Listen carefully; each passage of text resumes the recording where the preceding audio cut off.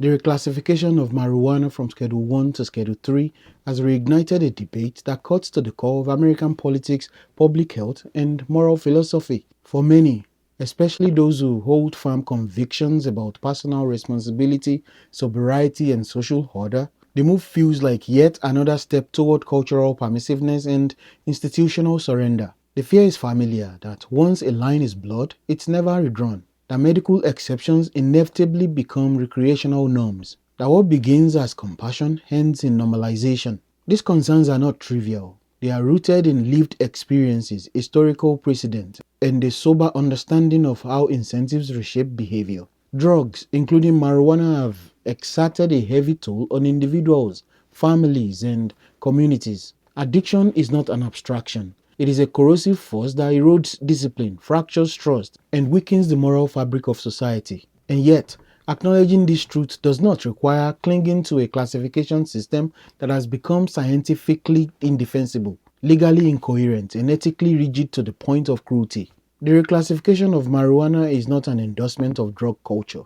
It is not a moral concession. Properly understood, it is a recognition that policy must distinguish between abuse and use, ideology and evidence, symbolism and substance. This is not a retreat from moral seriousness. It is an attempt to restore it. And it's an honor to do this.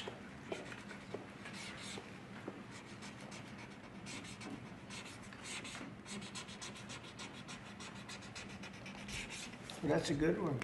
You rate that.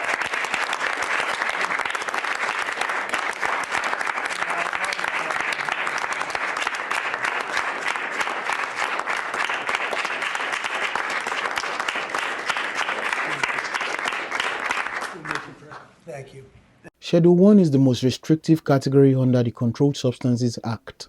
It is reserved for substances deemed to have no accepted medical use, a high potential for abuse, and no safe application under medical supervision. Heroin and LSD occupy this category. Marijuana has been grouped alongside them for decades, not because of evolving medical consensus, but because of political inertia and cultural anxiety dating back to the mid-20th century. At the time the classification was created, medical research on cannabis was limited, heavily restricted, and often ideologically framed. Over time, however, that reality changed. Physicians began documenting therapeutic effects for chronic pain, chemotherapy, induced nausea, epilepsy, multiple sclerosis, and severe PTSD. States began crafting narrowly tailored medical programs.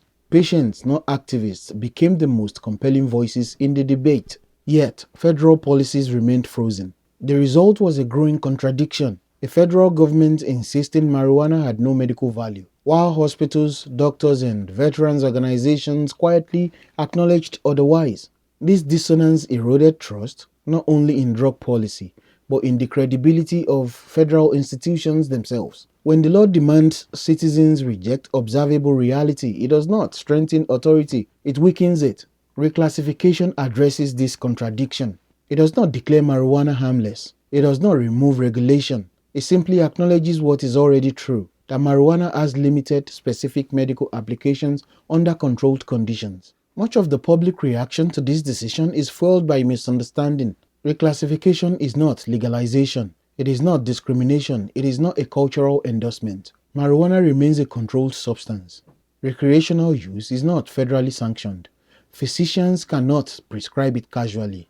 Distribution remains regulated. States retain the authority to restrict or prohibit use altogether. Schedule 3 substances such as ketamine, anabolic steroids, and certain codeine formulations are still recognized as potentially dangerous. They are regulated precisely because they carry risk. That is the category marijuana now occupies.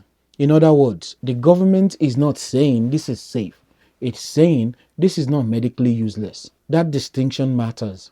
Opponents of reclassification often frame their objections in moral terms, and rightly so. Marijuana use can impair cognition, motivation, and emotional regulation. Long-term use has been linked to mental health risks, particularly in adolescents. The normalization of drug use sends cultural signals that shape behavior, especially among the young. There is also the fear of mission creep. History offers examples where medical exceptions were used as Trojan horses for commercial exploitation. Once profit enters the picture, Restraint often exits. Skepticism, therefore, is not paranoia, it is prudence. But moral reasoning becomes incomplete when it refuses to weigh competing harms. Is it morally preferable to deny a cancer patient relief because of symbolic opposition? Is it ethical to force veterans into opioid dependence when a less destructive alternative exists? Is it responsible to suppress research that could clarify risks, dosages, and contraindications simply to preserve ideological purity? Moral seriousness demands answers to these questions, not avoidance. The strongest argument for reclassification is not cultural liberalism, it is human suffering. For patients with chronic pain, terminal illness, or severe neurological conditions, cannabis-based treatments can provide relief without the respiratory depression, overdose risk, or severe physical dependence associated with opioids. This does not make marijuana benign. It makes it, in some cases, less destructive. Public policy is not a contest between perfection and depravity. It is a series of trade-offs under imperfect conditions. When policymakers refuse to acknowledge relative harm, they inadvertently perpetuate greater damage. The opioid crisis is instructive here.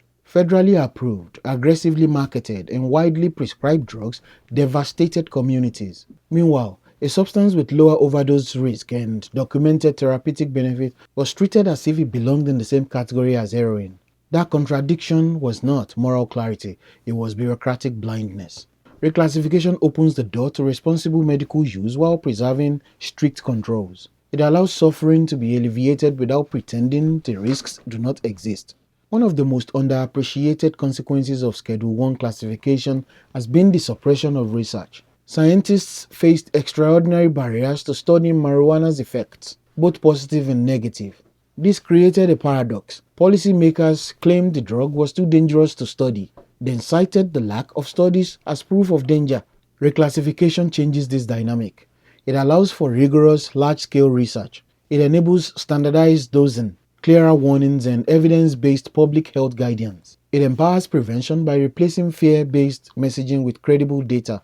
Ignorance does not protect society, knowledge does. If marijuana is dangerous, and in many contexts it is, then the public deserves precise information, not exaggerated slogans or outdated classifications. It is possible to oppose recreational drug use while supporting medical nuance. It is possible to warn young people about the dangers of marijuana while acknowledging its limited therapeutic value. It is possible to defend sobriety, discipline, and responsibility without insisting that all substances be treated identically. Strong moral frameworks are not brittle, they are discerning.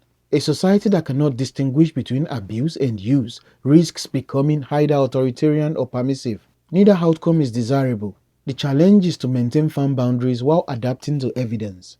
Reclassification, properly framed and carefully enforced, does exactly that. The reclassification of marijuana is not a celebration. It is not a victory lap for drug culture. It is a sober adjustment, one that reflects scientific evidence, human compassion, and policy realism. Moral clarity is not achieved by denying reality. It is achieved by confronting it honestly, weighing harms responsibly, and choosing the path that minimizes suffering without abandoning principle. This decision does not weaken society's stance against addiction. If anything, it strengthens it by aligning policy with truth, reducing hypocrisy, and focusing enforcement where it matters most. In a world already burdened by addiction, despair, and fragmentation, we should resist the false choice between rigidity and recklessness. There is a third part, one that recognizes complexity without surrendering standards. That is what this reclassification at its best represents.